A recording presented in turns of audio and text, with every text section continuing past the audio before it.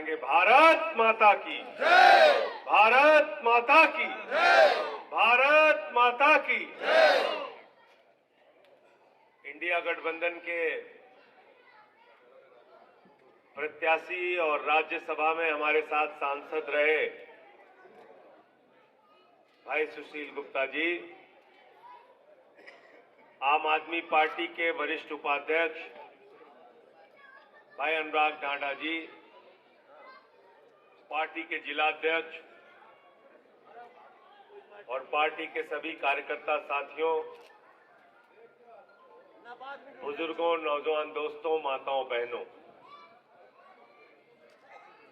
साथियों, जब भी मैं हरियाणा आता हूं तो मुझे अन्ना आंदोलन की याद आती है। अन्ना आंदोलन जिसने पूरे देश को जगाया, अन्ना आंदोलन जिसने पूरे देश को खड़ा किया, उस आंदोलन में सबसे बड़ी भूमिका अगर किसी राज्य की थी तो हरियाणा के लोगों की थी। हरियाणा के लोगों ने उस आंदोलन में बहुत बढ़ चढ़ के हिस्सा लिया।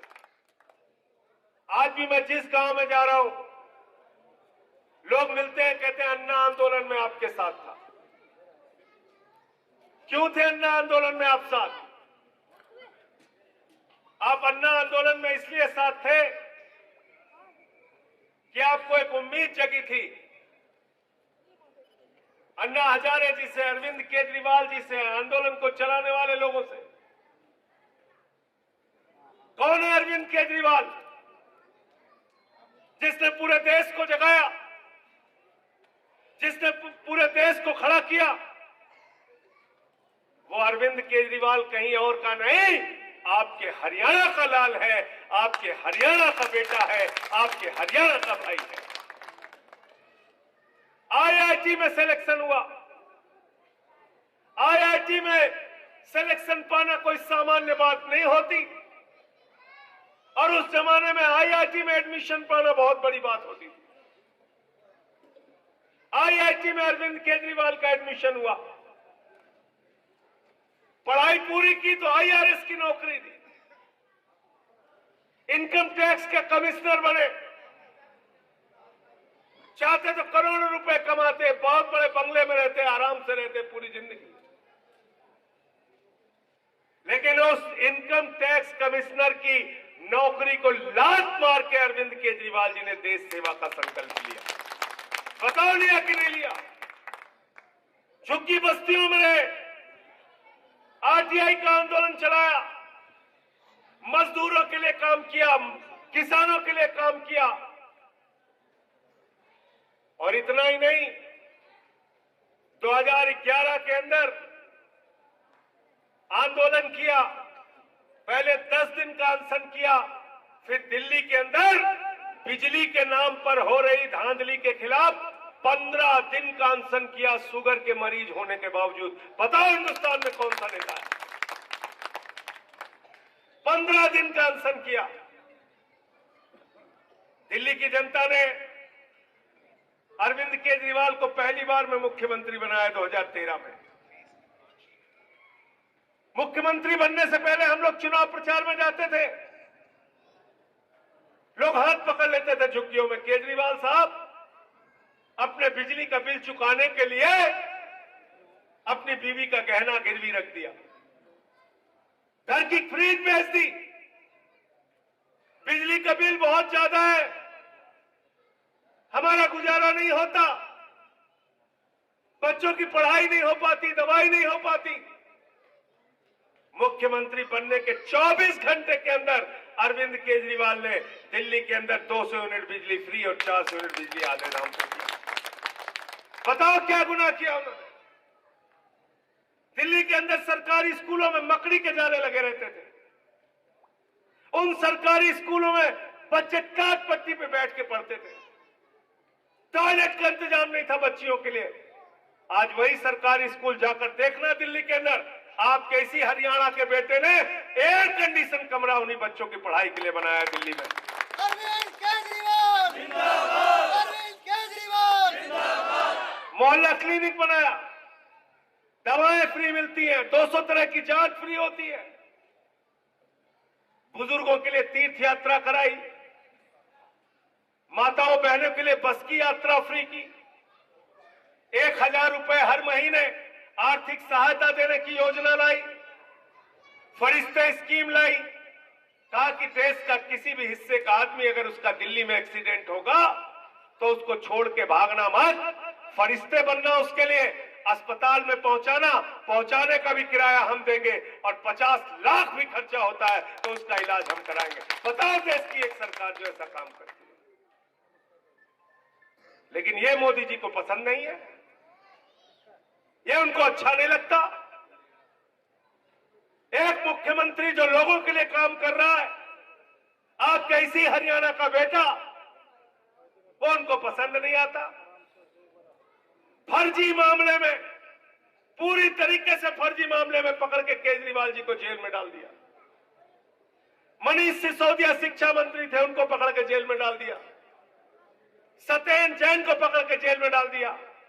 मुझे 6 महीने जेल में रखा, बार बार दबाव बनाते रहे, इनके आगे झुक जाऊं, इनके आगे झुक जाऊं, इनके आगे झुक जाऊं। मैंने कहा बेईमानो, पूरी जिंदगी जेल में रखोगे, तुम्हारे आगे झुकने वाला नहीं। आम आदमी पार्टी जिंदाबाद, आम आदमी पार्टी जिंदाबाद। लोकतंत्र में बहादुरी से राजनीति करेंगे जब तक जिंदा है, कायरों की तरफ पीठ दिखा के भागेंगे नहीं। हम आम आदमी पार्टी के लोग हैं, आंदोलन की कोख से पैदा हुए हैं। इसलिए हरियाणा के लोगों आपसे कहने के लिए आया हूं, आपका इतिहास बहादुरी का इतिहास है। जिस भी गांव में चले जाओ, एक बोर्ड लगा रहता है, एक गांव के आगे एक दरवाजा बना होता है, एक गेट बना होता है, उस गेट पे किसी न किसी शहीद का नाम लिखा होता है, कोई न कोई स्मारक स्थल होता है जहां इलाके के शहीदों का नाम लिखा होता है। क्या किया भारत के प्रधानमंत्री ने? हमारी भारत माता के साथ गद्दारी। अग्निवीर योजना, क्या है अग्निवीर योजना? आपने सोचा कभी? हमारा नौजवान हरियाणा का, पंजाब का, उत्तर प्रदेश का, बिहार का, राजस्थान का सुबह 4 बजे उठता है, परिश्रम करता है, दौड़ लगाता है, पहलवानी करता है, अपने शरीर को तैयार करता है कि जरूरत पड़ेगी तो भारत माता की रक्षा के लिए अपने प्राणों की आहुति दे देंगे। बताओ इससे बड़ी कुर्बानी, बताओ इससे बड़ी कुर्बानी क्या हो सकती है? हर गांव के अंदर आपको एक शहीद मिल जाएगा, एक शहीद का परिवार मिल जाएगा। कभी हमने पीछे नहीं देखा, देश की बात आई तो आगे बढ़ के लड़े, सब कुछ कुर्बान कर दिया। अग्निवीर 17 साल में जवान बनेगा, 21 साल में रिटायर हो जाएगा। बाप नौकरी करेगा, बेटा रिटायर हो जाएगा। है कोई योजना ऐसी दुनिया में? यह योजना लेके आए मोदी जी। मोदी जी अग्निवीर योजना लाकर भारत माता की सुरक्षा के साथ, भारत माता के साथ गद्दारी करने का काम किया है। मैं इस बात को कह रहा हूं, अगर आप मानते हो तो इस बार इनको सबक सिखाने का काम करना। अग्निवीर योजना इंडिया गठबंधन की सरकार बनने के बाद खत्म करेंगे और जैसे पहले जवानों की नौकरी होती थी वैसे ही जवानों की नौकरी होगी। जवान को धोखा दिया, कहते हैं हम राष्ट्रवादी हैं। कैसे राष्ट्रवादी हो आप? कहते हैं पहले पाकिस्तान के आगे हमारे लोग रोते थे। ऐसा प्रधानमंत्री अपने देश के ही लोगों की बेइज्जती करता रहता है, शर्म नहीं आती? कौन रोता था पाकिस्तान के सामने? बताओ कौन रोता था? हमारे देश के जवानों ने पाकिस्तान के 2 टुकड़े किए हैं। हमने पाकिस्तान के आगे कभी सर नहीं झुकाया। हम रोते नहीं थे, हम लड़ते थे, हम हराते थे। मोदी कहता है हम रोते थे। बताओ पाकिस्तान बांग्लादेश 2 टुकड़े किया कि नहीं किया पाकिस्तान का? किसने किया?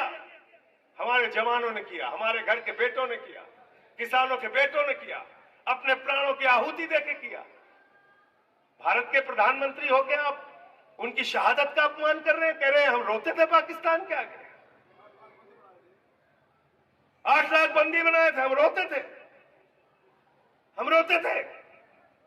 तुमने भारत का सिर शर्म से झुकाया। पाकिस्तान के प्रधानमंत्री को अपने शपथ ग्रहण में बुलाया मोदी जी 2014 के अंदर। उसके पहले, आपके पहले किसी भी भारत के प्रधानमंत्री ने अपने शपथ ग्रहण में पाकिस्तान के प्रधानमंत्री को नहीं बुलाया। आप क्या राष्ट्रवाद की बात करते हैं? आपने पठानकोट में आतंकवादियों का हमला हुआ, वहां हमारे वीर जवानों की शहादत की जांच आपने आईएसआई की खुफिया एजेंसी को बुला के कराया। आप क्या राष्ट्रवाद की बात करते हैं? आप बिना बुलाए नवाज शरीफ के बर्थडे का केक काटने पाकिस्तान चले गए। आपसे राष्ट्रवाद हमें नहीं सीख रहा। हरियाणा के लोग, यूपी के लोग, उत्तर भारत के लोगों के रग रग में राष्ट्रवाद भरा है। मत सिखाओ हमें राष्ट्रवाद, नहीं सीखना राष्ट्रवाद तुमसे। राष्ट्रवाद की बात करते हैं, इसलिए मैं आपसे कहने के लिए आया हूं, जवानों को धोखा दिया। दूसरा नंबर आता है किसानों का। किसानों के खिलाफ 3 काला कानून लेके आए। ये सुशील गुप्ता जी बैठे हैं, आपके प्रत्याशी। मैं और ये दोनों लोग राज्यसभा में थे उस समय। मैं टेबल के ऊपर चढ़ गया, मैंने कहा यह बिल किसानों के खिलाफ है, हमारे देश के अन्नदाताओं के खिलाफ है, इसको हम कतई लागू नहीं होने देंगे। वो बोलते रहे, मैंने माइक तोड़ दिया। हल्ला मचाया बीजेपी वालों ने। संजय सिंह ने माइक तोड़ दिया, संजय सिंह ने माइक तोड़ दिया। मैंने कहा बेईमानो, अगर तुम किसानों की हड्डी तोड़ोगे तो मैं तुम्हारी माइकें तोड़ूंगा। यहां पीठ दिखाने नहीं आया हूं। ये सुशील गुप्ता जी थे हमारे साथ, पंजाब के मुख्यमंत्री उस समय सांसद थे भगवंत मान जी। हम तीनों लोगों ने सेंट्रल हॉल के अंदर, उठा के देख लेना वीडियो, हम तीनों लोगों ने देश के प्रधानमंत्री नरेंद्र मोदी को, जितनी दूर ये पहली कुर्सी लगी है इतनी दूर पे उनके सामने किसानों के हक में और प्रधानमंत्री के खिलाफ मुर्दाबाद के नारे लगाए और किसानों की आवाज को देश की संसद के अंदर बुलंद किया। भैया आपने किसानों को धोखा दिया। 750 किसानों की शहादत ले ली आपने। 3 काला कानून लगाया आपने। 1 साल तक जाड़ा, गर्मी, बरसात किसान सड़कों पर बैठा रहा। आपने गोलियां चलवाई, आंसू गैस के गोले छोड़े, आपने पानी की बौछारें कराई, बोले दिल्ली नहीं घुस सकते, दिल्ली नहीं घुस सकते। अरे जिन्होंने आपको दिल्ली नहीं जाने दिया, अब उनके कैंडिडेट को कहना हम तुमको दिल्ली नहीं जाने देंगे। बताओ तैयार हो आप लोग? किसानों को धोखा दिया, बोले आमदनी 2 गुना कर देंगे। आज तक एमएसपी लागू नहीं की स्वामीनाथन आयोग की रिपोर्ट के हिसाब से। यह है हमारी पीड़ा, यह है उत्तर भारत के लोगों की पीड़ा। परिश्रम करते हैं, मेहनत करते हैं, हरियाणा के, पंजाब के, यूपी के, बिहार के, राजस्थान के लोग अपनी धरती माता से अन्न पैदा करते हैं और उसको बेचने के लिए जाते हैं। मंडियों में लाठियां मिलती है, खाद की बोरी लेने जाओ लाठियां मिलती हैं, बीज मांगने जाओ लाठियां मिलती है, हर जगह में मारा जा रहा। ये राष्ट्रवाद की बात कर रहे हैं। हमारी माताएं बहनें बैठी हैं, देश का प्रधानमंत्री कह रहा है इनका मंगलसूत्र लेके भाग जाएंगे कांग्रेस वाले। ऐसी बातें करते हो आप प्रधानमंत्री, हमें मूर्ख समझा है। 24,000 रुपए सोने का दाम था तोला 2014 में। बताओ था कि नहीं था? बताइए सरदार जी, था कि नहीं? 24,000 रुपए तोला था। आज कितना हो गया? 75,000 रुपए तोला। 75,000 रुपए तोला। खाद महंगा, बीज महंगा, डीजल महंगा, पेट्रोल महंगा, दाल महंगी, महंगाई आसमान पे पहुंचा दिया। आप बताइए, 3 गुना ज्यादा सोने का दाम महंगा कर दिया। कह रहे हैं मंगलसूत्र लेके भाग जाएंगे। अरे मंगलसूत्र अगर महिलाओं का कोई लेके भागा है तो भारतीय जनता पार्टी लेके भागी है। बेलन लेके दौड़ा लेना इनको जब आए आपके बीच में। इसलिए आपसे कहने के लिए आया हूं, ये अनुराग धांडा बैठे हुए हैं, क्या जरूरत थी? अच्छे खासी पत्रकारिता कर रहे थे, करते, नौकरी छोड़ के आ गए, गांव गांव घूम रहे, जगाने के लिए घूम रहे। तो मैं तो आपसे कहने के लिए आया हूं, हम लोगों ने तो संकल्प ले लिया है इस तानाशाह के खिलाफ लड़ेंगे और इसको हराएंगे। आपसे भी हाथ जोड़कर विनती करने आए हैं, इस लड़ाई में हमारा साथ दें। आपके उस हरियाणा के बेटे को जिसने जाके दिल्ली में नाम किया, जिसने पूरे दुनिया में नाम किया, उसको 23 दिन तक इंसुलिन दवा नहीं दी गई। 23 दिन तक, 23 दिन तक हम लोगों ने हल्ला मचाया, तब जाके उनको इंसुलिन की दवा दी गई। वो आदमी जो दिल्ली के बच्चों के लिए दवा का इंतजाम करता है, सोचिए कितने जालिम लोग हैं। झारखंड के मुख्यमंत्री को पकड़ के जेल में डाल दिया। इसलिए साथियों और दोस्तों, आपसे कहने के लिए आया हूं, आपसे विनती और प्रार्थना करने के लिए आया हूं, एक एक चीज याद करके जाना, हर जुल्म, हर जाति याद करके जाना, अपने बेटे का चेहरा याद करके जाना और उस खेत को याद करके जाना जहां पे हल चलाते हो, ट्रैक्टर चलाते हो, जहां से अनाज पैदा करते हो, कि उसी अनाज का दाम मांगने आप गए थे तो आपको लाठियों से पीटा गया था। 750 किसानों ने अपनी शहादत दी थी। ये सब कुछ अगर आपको याद रहेगा, ये जुल्म, ये जाति, ये तानाशाही याद रहेगी, तो इनको हराना याद रहेगा और इनका जवाब सिर्फ वोट से दिया जा सकता है। लोकतंत्र में सबसे बड़ी ताकत आपके पास, और इसके बाद ये ताकत भी नहीं रहेगी। क्योंकि क्या कहते हैं अमित शाह, कहते हैं 50 साल राज करेंगे, कहते नहीं कहते हैं 50 साल राज करेंगे। इसका मतलब ये 24 का चुनाव अंतिम चुनाव है। बाबा साहब डॉक्टर भीमराव अंबेडकर जी ने संविधान लिखा जिसमें वोट की ताकत आपको दी। वो संविधान बदलने का काम करेंगे बीजेपी वाले और वोट की ताकत छीनने का काम करेंगे। बगैर चुनाव के सूरत में बीजेपी जीत गई। 10 विधायक बन गए अरुणाचल में बगैर चुनाव के। चंडीगढ़ में जीते हम थे, जिता दिया बीजेपी को। ये करेंगे ये लोग। तो इसलिए आप सबसे विनती करने के लिए आया हूं, सुशील गुप्ता जी का चुनाव निशान है झाड़ू। झाड़ू पे बटन दबा दीजिएगा और राजनीति की गंदगी को साफ कर दीजिएगा। झाड़ू बहुत काम की चीज है। घर की सफाई करनी हो तो क्या चाहिए? मोहल्ले की सफाई करनी हो तो क्या चाहिए? गांव की सफाई करनी हो क्या चाहिए? जिले की सफाई करनी हो क्या चाहिए? हरियाणा की सफाई करनी हो क्या चाहिए? देश की सफाई करनी हो तो क्या चाहिए? और किसी के दिमाग पे भूत सवार हो जाए तो उतारने के लिए क्या चाहिए? क्या चाहिए? देखियो ना, गांव में जब किसी को भूत सवार हो जाता है, 4 लोग उसको पकड़ के ले जाते हैं ओझा के पास। ओझा उसको मार झाड़ू, मार झाड़ू, मार झाड़ू, उसका भूत उतार देते। तो भारतीय जनता पार्टी के दिमाग पर सत्ता का जो भूत सवार है, वो भूत आपको झाड़ू से उतारना है, झाड़ू पे बटन दबाना है, सुशील गुप्ता जी को जिताना है। बहुत बहुत शुक्रिया, बहुत बहुत धन्यवाद। इंकलाब जिंदाबाद।